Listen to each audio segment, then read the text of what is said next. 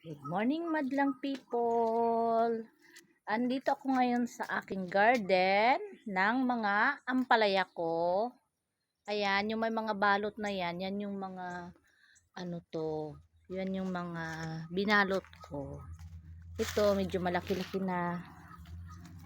At ito naman, na-harvest ko.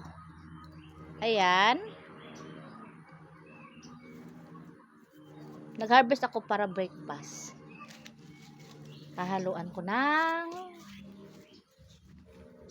itlog. Ayan. Malalaki na siya pero hindi siya gaanong malaki ngayon kaysa yung unang harvest ko. Yung unang harvest talagang matataba siya na mahaba.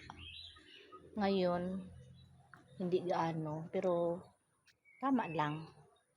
Ito pag sa Chinese mas okay ito yung lalagyan ng tinadtad na karning baboy sa ano to, loob ng ampalaya. Putol-putulin ng medyo mahaba konti, tapos ganyan, tapos yung sa butas, yung butas ng ampalaya sa loob, doon mo ilalagay yung